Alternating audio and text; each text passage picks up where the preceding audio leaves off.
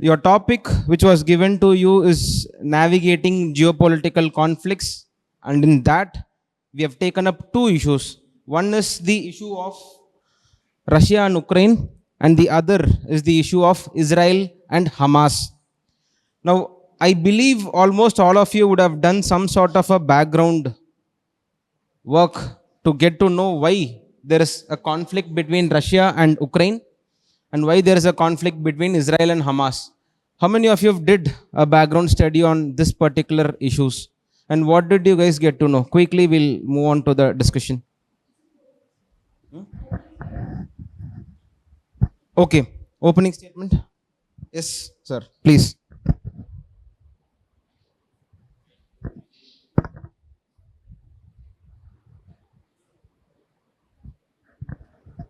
Yes, sir. Karthik. Okay.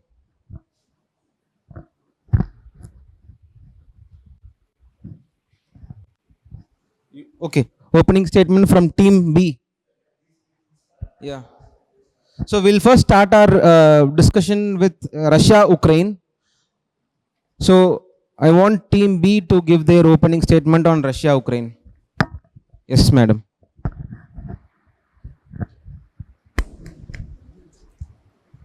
War. War is a physical exercise which results sorrow, whereas peace is a mental practice which gives joy and happiness. Since we are aware of the ongoing conflicts of our close allies are fighting with each other, that is Russia versus Ukraine and Israel and Palestine. As we know, these wars are commenced because of sovereignty issues and no mutual respect. One is fighting for their country and one is fighting for their lives. Since we are well aware that war should be happen between soldier and soldier are armed people, but the going conflicts are creating humanitarian crisis and losses of civilian lives. So it's high time we need to step into it and draw some measures to resolve these conflicts and issues peacefully and protect the civilian lives through mutual or peaceful agreement by multilateralism. Thank you. Yes. Opening remarks by team A, please. Today's topic is navigating the ongoing conflicts Ukraine, Russia, and Israel, Hamas. While presently at ceasefire, these are both war scenarios.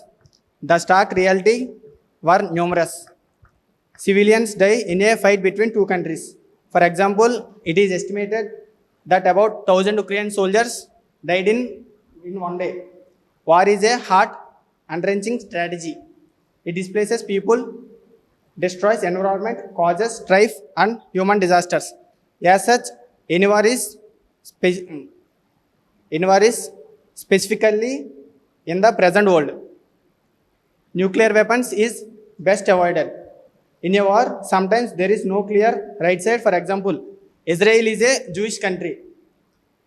And it is attacked from Arabs. Hamas is merely a war static in such a saga where it seeks to protect itself.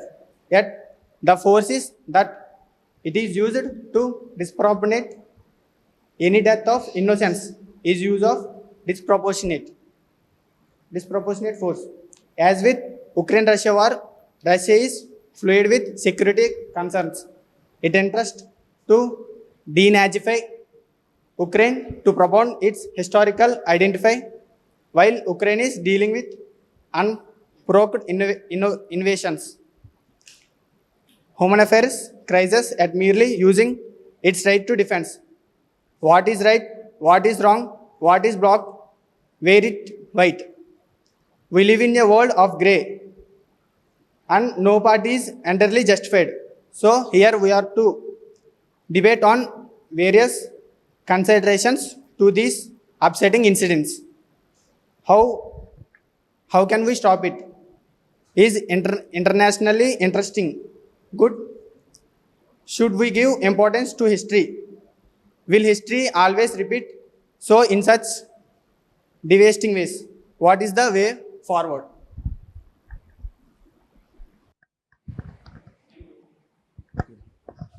opinions, we'll ask them to. Okay. Now I would like to ask any of the team to come up with your opinion statements and followed by a debate. Okay. Come up with your opinion on this particular outgoing or ongoing crisis, which will be.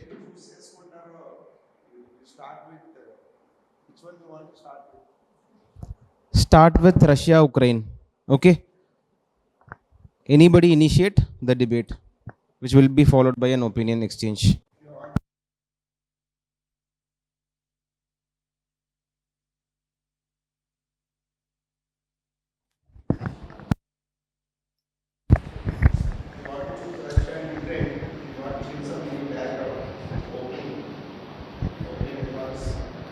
So, historically, because of the position that Russia is in, uh, it Russia has a very small mouth of defense when it comes to against Europe, and after its disintegration of Cold War, it was able to have some sort of protection in form of Warsaw Pact countries.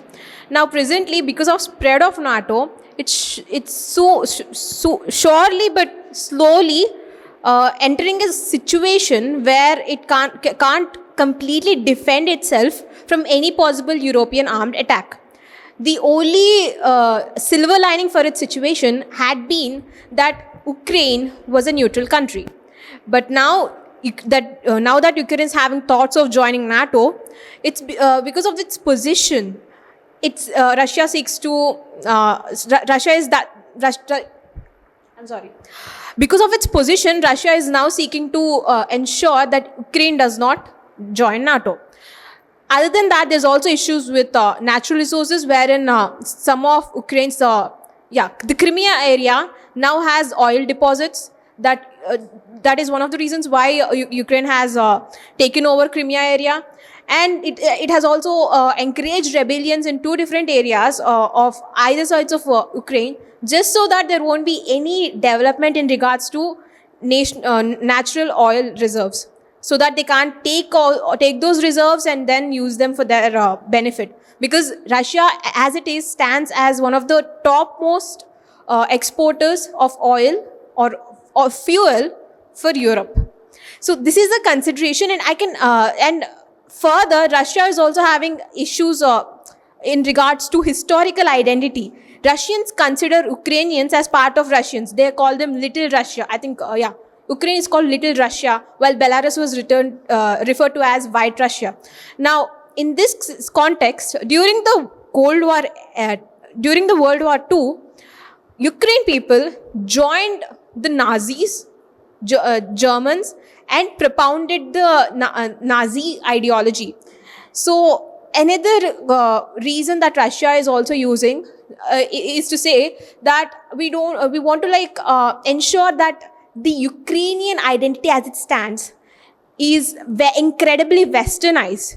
It's not Russian any longer. And these people are losing their historical roots, and they are being manipulated by European powers. Now, regardless of what Russia might claim, or Ukraine at the moment is just merely defending itself. And the problem that is as it stands is that there are huge losses, heavy losses on both sides. War itself is basically by nature something of a devastating event. The issue as it stands is that there are a lot of people who are dying, as mentioned previous in the opening statement. It's a static that during the wartime, every single day, Ukraine lost nearly 1,000 soldiers. That's 1,000 deaths. A lot of people are dying. And this is the humanitarian issue that we are now facing. So here comes the question. Should the international players involve ourselves? Should we even take sides? Or should we, as India stands, be completely neutral and say that we will actually help ensure that there are some sort of peace agreements going on? Because that's the stance that Modi took, from what I remember. And how long are we going to wait? How many more lives need to be lost before some sort of ceasefire will occur? I mean, ceasefire did occur, but some sort of agreement, in order for it to occur, it will take a lot more longer. So, shouldn't we have some sort of international actual justice disposal authority to ensure that this sort of situation does not happen? And is the situation something that we should even actually involve ourselves in when we are just merely third parties? But if Ukraine does not join NATO according to Russia's wishes, doesn't it simply mean that Russia is the big player that's just exerting its influence? Does it? I don't think that bodes well for the future of geopolitics. So, as it is, there are possible solutions, but is there any solution that's like strongly and easily able to solve all of this? Because Ukraine coming to the discussion table usually would also mean that Ukraine will have to accept Russia's demand that it will not join NATO. That's what happened with Georgia before Ukraine. Russia just did use the same strategy that it's using on Ukraine on Georgia, and Georgia accepted that it will never join NATO. If that's what happens, is it good? She's asking if war is the only solution to resolve any disputes. You guys can follow on. See, war is not a solution to end this ongoing conflict, but at the same time, Russia cannot force Ukraine to not join in NATO because Ukraine as a country has the sovereignty to choose whether to join or not. Russia by force cannot ask Ukraine to not join in NATO. In 2014, this Russian Federation attacked Crimean place and took it. So because of security issues, or maybe for America follows capitalism, but this Russia follows communism, Ukraine wants to develop its country because before Cold War Russian USSR disintegration, it was Russia who suppressed all other 14 nations like Ukraine, Georgia, Romania, everything. So that is why they came out from the USSR to grow themselves. Now Ukraine found that being with America, you can develop ourselves very fast. So it wants to join in NATO to develop economically, socially and militarily.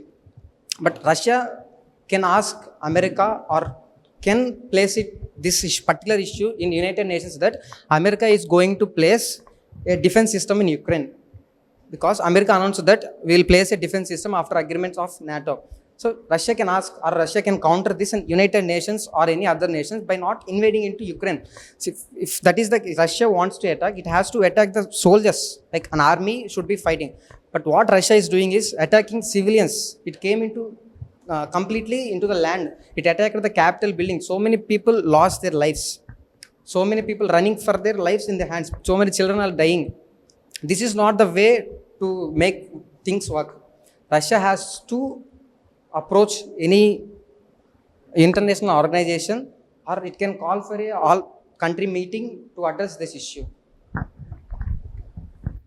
Ukraine is a sovereign nation. Can Russia access United Nations or its Security Council to resolve the dispute? That is what he has summarized.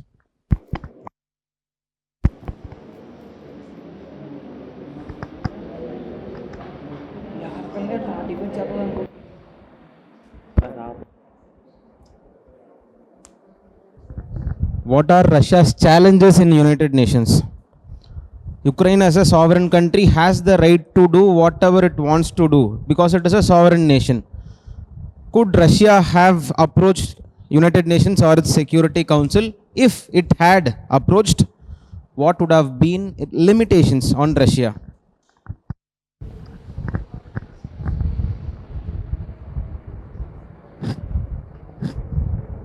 Team A.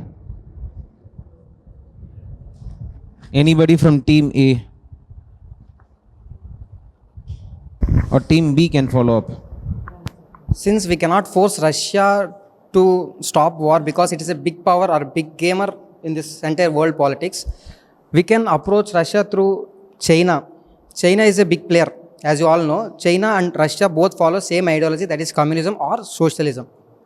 India is a close friend of Russia since from 70s because of friendship treaty. And also there is one particular organization where there are more number of people but less number of GDP, that is non-aligned movement, that is NAM. Approximately there are 130 nations are participating in this NAM. You all know that United Nations or any other organization is somehow polarized by Western countries, because Russia cannot access to those, and maybe US or England or France may veto it for this opinion. So we can resolve this particular issue by temporarily suspending this NATO, like Ukraine joining in NATO, and have peaceful agreement talks between both Russian president and Ukrainian president, because Russian president is saying that I will not meet this President Zelensky because I don't want to talk with him. I will discuss with any other people to resolve this war. So what I'm trying to say is India, China, US can try to stop or resolve this particular conflict of Russia-Ukraine war with peace talks. Yes, there are a lot of countries that are still neutral but are also huge players like India and China, and alliances like BRICS alliance, who can pull Russia to the peace talks. But from what we saw so far, because there are casualties on both sides. In 2023, by 2023 itself, there are a lot of tens of thousands of military casualties in Ukraine, while on the other hand, it is expected that Russian military casualties are to exceed tens of thousands or even exceeding 100,000 of people. So, lot of lives are being lost because of these two these two countries fighting. Yet, even if we somehow did manage to bring them to peace talks, because at the moment, yes, Putin is calling Zelensky as illegitimate. Yeah, and he's saying that he won't talk to Zelensky. But even if there is a new Ukrainian minister, assuming, okay, if he's pro-Russia, maybe talks will go all right. But the people might not like what the result would come. And also, even if they do go to the peace talks, what are possible conditions through which we can ensure that it won't simply be a big boy just bullying his way with a small country? Because I cannot see the peace talks ending any possible way other than with Russia ensuring that it gets its way, by ensuring that Ukraine won't join NATO. But that's not a good thing either, because NATO is to ensure that Ukraine can develop. So while peace talks is a really good answer and solution that we can think of, and the best, obviously, I don't know how we can ensure that, how can we ensure that these peace talks are actually effective. And yes, I'm pretty sure India also promised that we are going to bring both of them to talk to each other. Narendra Modi also visited both the countries, and we are also helping the Ukrainian ensure that the Ukrainian casualties aren't as high using the beam cubes and everything. But no matter how much humanitarian help we can give, there also stands another issue. How can we ensure that this doesn't repeat in the future? So the point is, can neutral arbitrator like China or India or France mediate between any of these two conflicting parties? And the answer is yes, it is possible, but there is no certainty of it will not repeat in the future. Or what is the stance of Russia for being so stubborn? Yes. Russia wants Ukraine not to join in NATO. Ukraine wants development. We can show some other options, like BRICS can help Ukraine to develop the Ukraine. Like it can provide fund, it can transfer knowledge, it can transfer technology. Some other way, accepting NATO, we can show some others like BRICS, NAM. We can give knowledge, we can give money to develop their country by not joining in NATO. NATO is not at all only solution to develop Ukraine, right? What Putin wants is Ukraine does not mingle with USA. Ukraine wants development. We can show how Ukraine can develop without joining in NATO. That is the only, that is one of the solution we can show to this both people.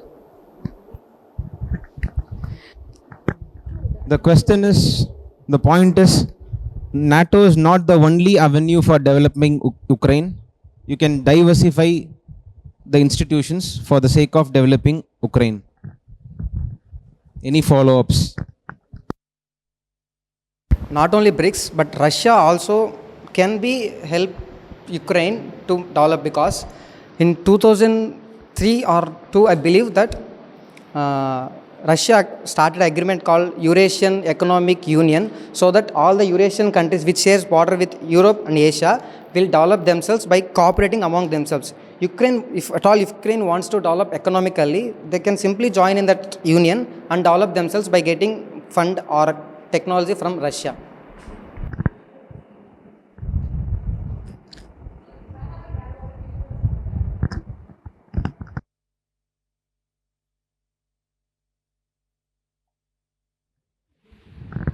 So Eurasian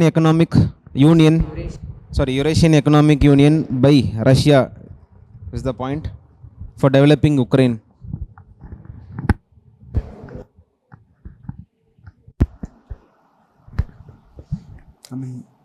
ఇప్పుడు Ukraine peoples కూడా ఉన్నారు కదా, వాళ్ళకి voting పెట్టడం వల్ల ఏమన్నారంటే, mostly రష్యాలో ఉన్నాం, నేటోలో జాయిన్ అవుతాం అనుకొని మోస్ట్లీ దే సజెస్ట్ చేశారు మోస్ట్లీ. అందువల్ల ఇప్పుడు రష్యాలో ఉండాలనేది కాదనేది government decide, sovereign country, but ఏంటంటే వాళ్ళు డిసైడ్ చేయలేదు కదా. పీపుల్స్ మోస్ట్లీ వాళ్ళ రైట్స్ ఉండాలి కదా. సావరెన్ అంటున్నారు, పీపుల్స్ కూడా హ్యావ్ ద పవర్ కదా. వాళ్ళు ఏమంటున్నారంటే మోస్ట్లీ మేము నేటోలో కలుస్తాం ఆ విధంగా అంటారు కదా. వాళ్ళ రైట్స్ కన్సిడర్ చేయాలి కదా అంటున్నాను. What he is trying to say is that the people in Ukraine doesn't like to be under influence of Russians. The solution you gave is like they can join in the groups of Russian groups and organizations and other organizations. But Russia also can help them. But the people don't like to take help from Russia. They don't want to stay with Russia. They want to get Europe influence in them.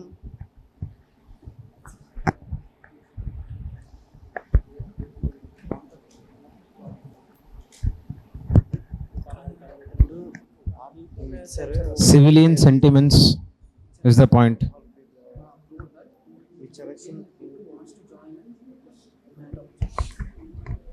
Which election or survey proved that Ukraine wanted to join in NATO? Ukrainian, sorry.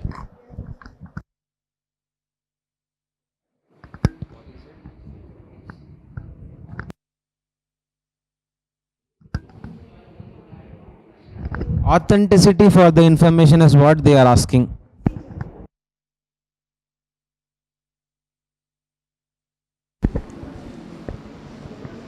అంటే Ukraine వాళ్ళు రీసెంట్గా vote bank conduct చేశారు. ఆ conduct చేయడంలో ఏంటంటే పీపుల్స్కే ఇష్టం లేదు. ఏమని, మేము యూరోప్ ఇన్వేషన్లో ఉండాలనుకోవట్లేదు, మేము రష్యాలోనే ఉండాలనుకుంటున్నాము. రష్యాలో ఉండాలనుకోవట్లేదు, యూరోప్లోనే ఉండాలనుకున్నాం. ఉక్రెయిన్ ఉన్నప్పుడు పీపుల్స్కి ఇష్టం లేనప్పుడు ఆ గవర్నమెంట్ ఎలాగా అవుతుంది?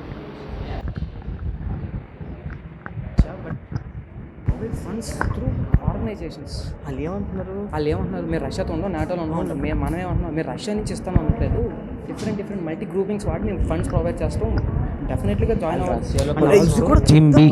చెప్పు. రష్యాలో కలవాల్సిన అవసరం లేదు, నాటోలో కలవాల్సిన అవసరం లేదు. Yes. Ukraine has a major population that favors Russia.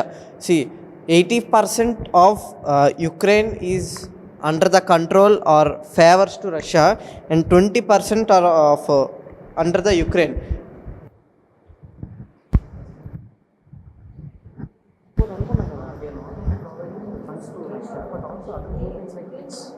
BRICS నుంచి కూడా ఫండ్స్ ఇస్తున్నాం. See, international organizations, Source of data, sir, if possible. Russia can provide funds from international organizations. Russia can provide funds from See, what he's trying to say is we mentioned that not only Russia, we can also, if at all, if Ukraine want, we can also make Russia to provide them. But what you are saying is we can help through many other nations like UN or BRICS or NAM or countries like Japan or who are very developed can provide fund. And other thing is, if you look into the map of Ukraine, half side of the people wants to influenced by Western people, half side of the people influenced by Russian people. If you want to consider the opinion of the people, you have to break Ukraine into two pieces. How can you disintegrate a nation without their permission, right? This side of people wants to join in Western alliance. This side of people wants to join in Russian alliance. How can you make them to decide by themselves? Like they don't want to decide. Anyways, World War II, Ukraine fought against Russia. And after Russia won, Russia imposed, under Stalin's rule, many impositions on Ukrainian people. And further, every single time a pro-Russian government appeared in Ukraine assembly, after a few decisions of the government itself, a lot of coups occurred and to take down that government so that a pro-European president can come. This is to show how often the people face dissent when the decision of the parliament is to not join NATO. For example, there is one particular instance where there is a pro-Russian president, and he in the assembly passed a bill to not align themselves with Europe any longer. And because of this, the same government has been toppled by people. This is to show that people of Ukraine want the Western influence. They are not willing to go along with Russian influence. While other groups can help them, the question is, will they accept the help? And how can it be proposed in such a way that it is beneficial to Ukraine and its people, while also placating the intentions of Russia? Whenever there is a pro-Russia government, there is a military coup happening, is what she is saying. We'll wind up in 2 minutes. We'll go on to the next topic. Any summarizing statement from team A, team B, any team?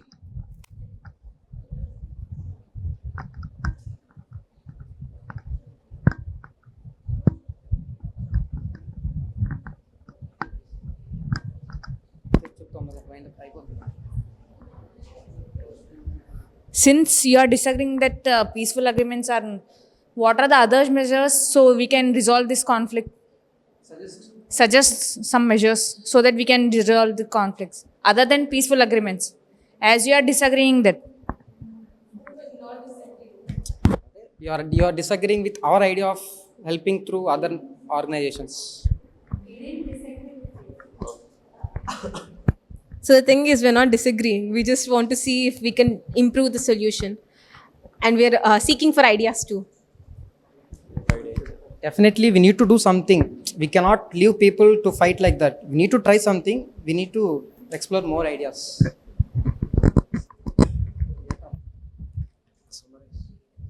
Okay, so the solution so far discussed is one, a third party neutral arbitrator, I believe, like China, India and all. Second is multilateral institutions like your United Nations, BRICS also here and there we came across. And at last, bilateral negotiations, sitting in a table is what is the solution arrived. And you can have, or you can leverage the European Economic Commissions also. Eurasian Economic Commissions was also brought into discussion. Very good. We'll move on to the second conflict, geopolitical conflict between Israel and Hamas. I believe all of you have done your background study. I believe all of you would have come across this Theodore's Zionist movement, Balfour Declaration, Arab-Israel War of 1948, and of lately, 2023 incursion of Israeli forces in the Al-Aqsa Mosque, which was the starting point of conflict between both the parties. Okay, so the background of the conflict is already in your minds. Now I want you to move towards solutions to it, and what is the implications on India and what India can leverage out of this particular conflict. You can start your statements. So we are very aware of the issues with Israel and Hamas. I think one of the root issues that Israel is fighting for is the fact that it wants East Jerusalem to be part of its whole country, because it stated in its it passed a bill in its parliament saying that it passed a Jerusalem law. It says that the full city of Jerusalem is the capital of our country.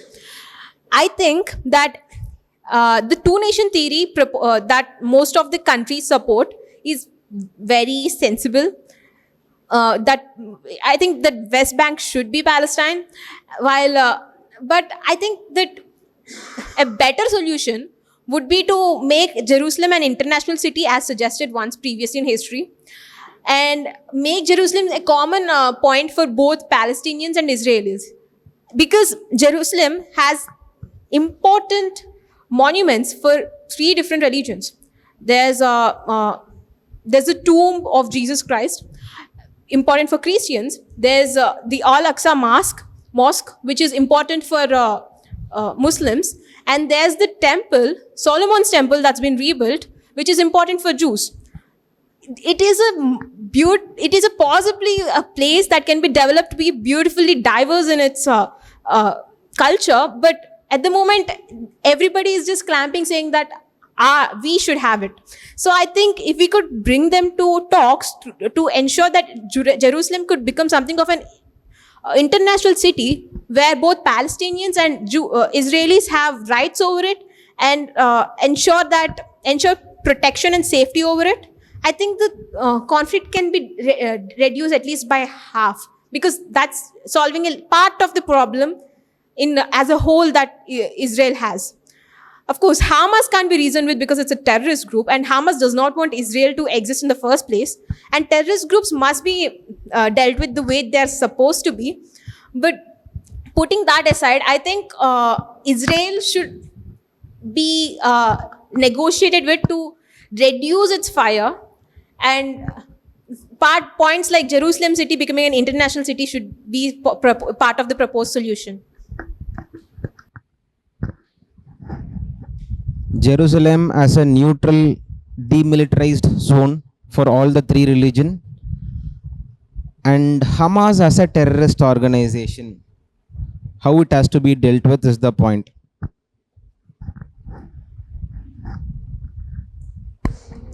First, the people of Palestine will not accept Hamas as a terrorist organization because it is fighting for their rights, Palestinian rights. Because before 1947 or 1916, there is no state like Israel. The people of Jews were scattered all over the world, and suddenly they wanted to start it as a nation. They came into this Palestine land. They occupied. It was also mentioned in UN. It was occupied the Israeli people as Jewish people and started a nation called Israel. And at the time of World War II, England was very powerful, much powerful than all other nations. It managed somehow to grant a separate nation to Israel without considering Palestinian people. That is the first issue where those people are arguing, because you did not consider our opinion before giving a land on our land. You are giving a separate nation to a particular ethnic people without our consideration. That is their first point. Second is, in 1947, this England went to United Nations about this particular issue. United Nations gave a two-nation theory where Israel will get more land and Palestine will get less land, if you can see that map. So that is why the people of Palestine started a war with Egypt, Jordan, and the Palestinian people started a war. Somehow Israel won the war and occupied other places. And again in 1962, Israel, war happened, again a war happened, and again Israel occupied some other places. Like every time there is a war, Israel used to occupy every places. The demand of Palestinian people is that they want their nation to be identified by every country. They want their place, they want their homes, because when Israel people occupied this Palestinian land, some of the Palestinian people lost their homes and lands. They are demanding that we need our homes and lands back. How can you how can you ask them to sacrifice their land for other people who came in middle of not all the middle? again, I suppose it draws back to the question: should we give more importance to history, or should we just deal with whatever humanitarian crisis we have right now? But the fact as it stands is, even though Arabs do have complaints about Israel occupation, weren't Israelis living there at the moment for a long time? And yes, Palestine might not consider Hamas as a terrorist organization, but most of the world does. And this is because a lot of people are being killed. And I find it a little bit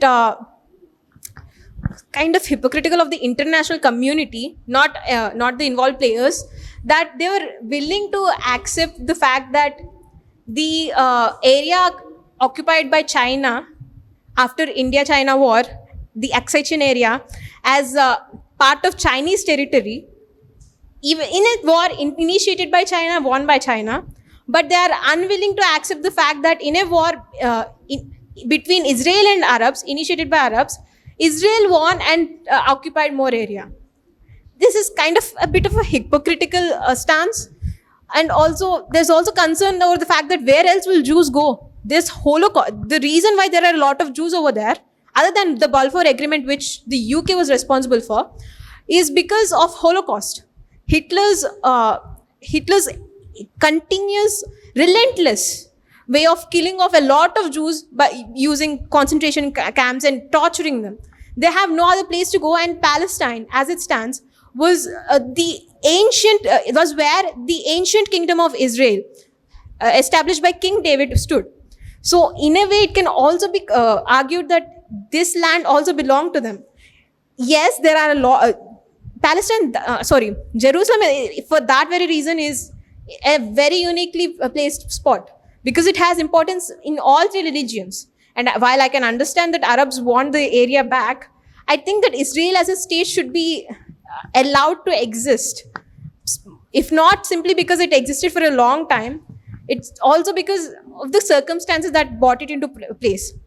Now, that said, I'm sure that Israel has withdrew its troops and settlements from Gaza before Hamas arrived, actually.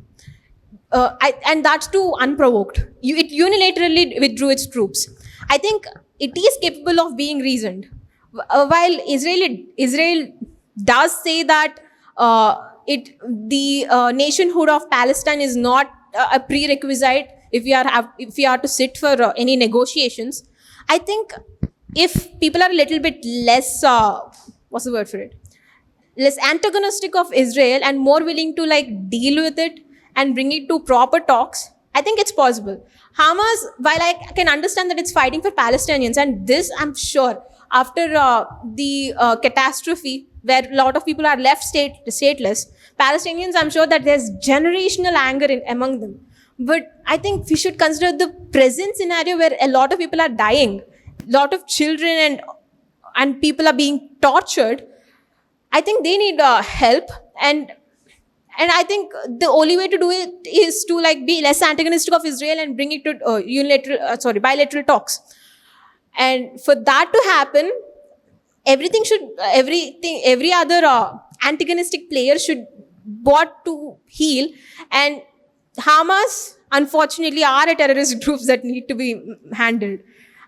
Again, I think the best solution is, as in case of before, a bilateral talks.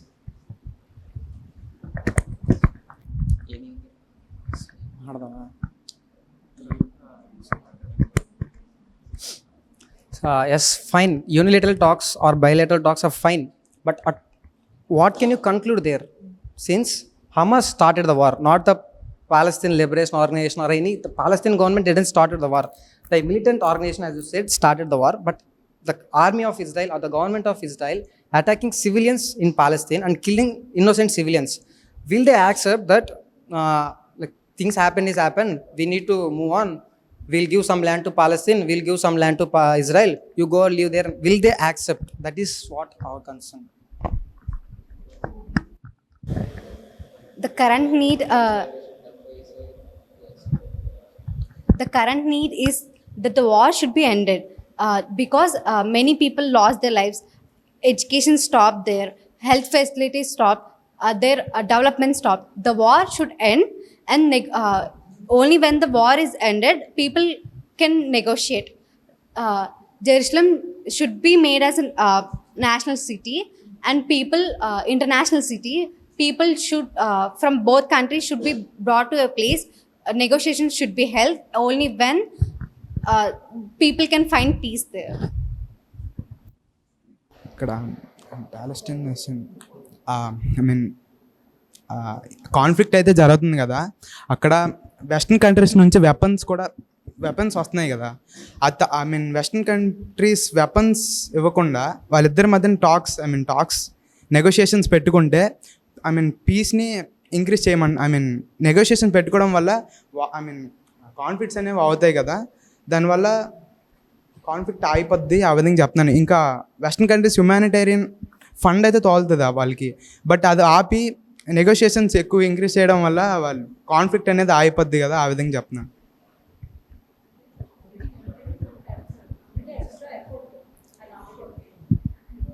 కొన్ని extra organisations వచ్చి negotiation జరిపించి ఆ conflicts ఆపితే better solution కదా అంటున్నా.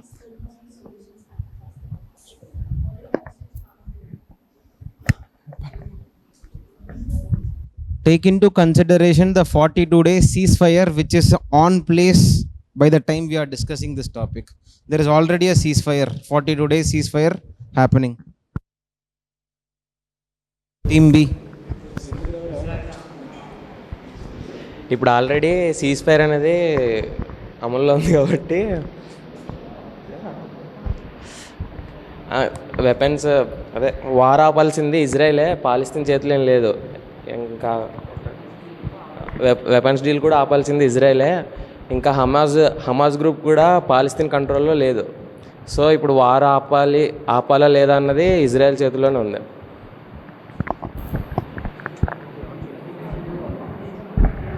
అంటే Israel చేతిలో ఉందంటున్నారు కదా. ఫస్ట్ ఎవరైతే పాలస్టైన్సే కదా ఫస్ట్ వార్కి వచ్చారు. వాళ్ళకి ఎవరో మిగిలిన ముస్లిమ్స్ కంట్రీస్ అందరూ పాలస్టైన్స్కి వార్ ఎక్విప్మెంట్స్ అన్నీ సప్లై చేస్తున్నారు. ఆ సప్లై చేయడం ఆపేసి వాళ్ళకి వీళ్ళకి మధ్యలో కలిపి ఇద్దరికి పీస్ అగ్రిమెంట్ అన్నది చేయొచ్చు కదా. అలా చేస్తే కాన్ఫ్లిక్ట్ అనేది తగ్గిపోద్ది కదా, ఇంకా రెండాటికి గొడవ అనేది ఉండదు.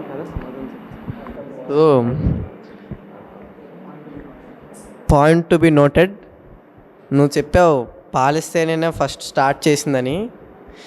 కైండ్ ఇన్ఫర్మేషన్ ఏంటంటే స్టార్ట్ చేసింది పాలస్తీనియన్ కాదు, స్టార్ట్ చేసింది Hamzah. And Hamzah is not under the control of Palestinian. Palestinian is under the Palestine has a government of Palestinian liberal organization. Palestinian అనేది separate, Hamas అనేది Palestinian కంట్రోల్లో లేదు. First attack చేసింది Hamzah.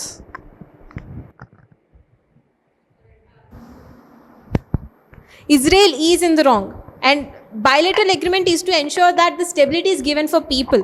Just because the government is at wrong does not mean that the people should be treated bad. They need safety, and for safety to happen, first the root causes of the history should be dealt with. That's one of the reasons why I suggested solutions like Jerusalem city becoming an international city without any connections to either of the countries, and ensuring that West Bank can become part of the Palestinian nation. And possibly, I think it is possible, because at one point, I don't remember which exact accords, but Israel did have accords with Egypt through which it returned the Sinai Peninsula back to Egypt that it got in the war. So I'm sure that Israel can be reasoned with to withdraw from territories that it needn't occupy. Oslo Accord of 93. Oslo Accord of 93, sir. Cool. Thank you, sir. So, like Oslo Accord of 93. So, by ensuring that all of these bilateral agreements can happen, it can only happen if someone strong arms them into it. Palestine needs some stronger authority power, but UN can't be it, because UN is not actually doing anything. They are mostly focused on humanitarian help, and that's great. We need some other neutral teams or other organizations which can help Palestine build up as a proper partner on a bilateral agreement. And once Palestine is established, dealing with terrorist groups like Hamas will be easier. And yes, Hamas started it all, and it is not right for Israel to do anything. But I'm sure, as with World War I and World War II, that some sort of sanctions can be put on Israel. And for that to happen, talks need to happen in the first place. But the cabinet ministers of this Prime Minister Netanyahu are not readily accepting that we need to ceasefire with Palestine. They wanted to continue the war. The Israeli ministers wanted to continue the war. Another thing, it is believed that this Prime Minister Netanyahu is doing this war because he wants to hide his corruption cases from the government. He wants to continue as a Prime Minister. So that is why it is believed that he is manipulating people on doing war. And will the Israel people accept to ceasefire with Palestine? Like, will they accept to co-live with those people?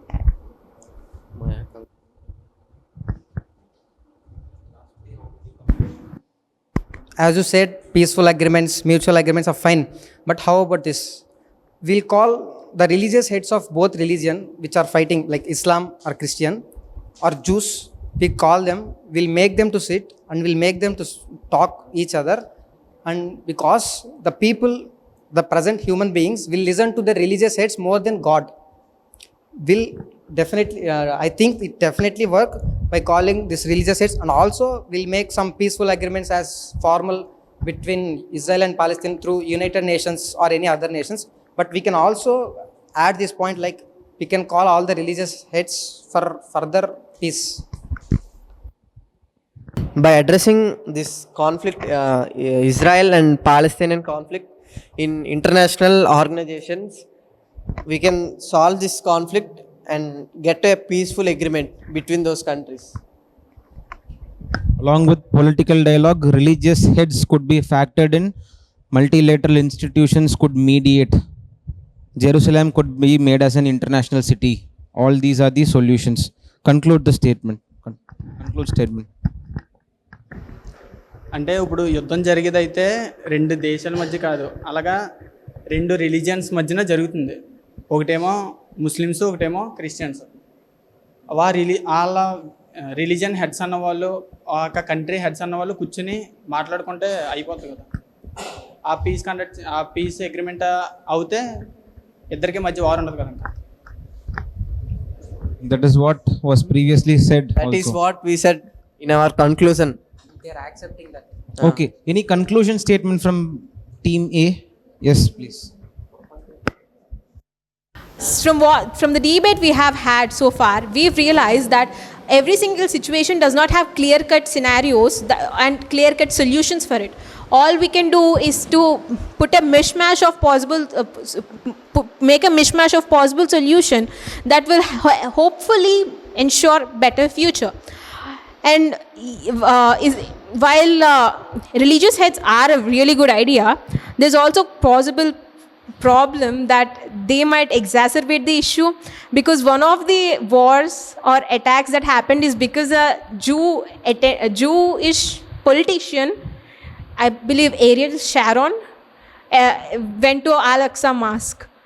So it's not a clear-cut scenario, and while religious heads need to be involved, I think using people who are not as religiously inclined will make for clearer talks. But again, I think that is also a really good idea.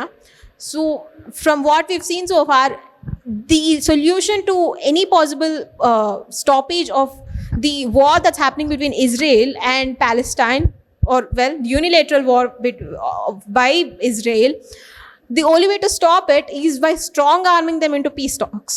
And for that, a lot of international organizations should actively involve themselves. And hopefully, at some time in the future, this will be resolved. And as much as the amount of pain that's been inflicted because of this historically long, decades-long war will hopefully come to an end. With that, I suppose we can conclude the debate. Yes, thank you, madam. So we have in a way concluded that peace talks or bilateral peace talks are the role of international institutions as the ideal or the long-term solution for ending up this decade war. It was good having a discussion or debate on various or diverse topics, starting from topic related to science and technology, and then coming to the current geopolitical situations. It was good, having participation from all of you.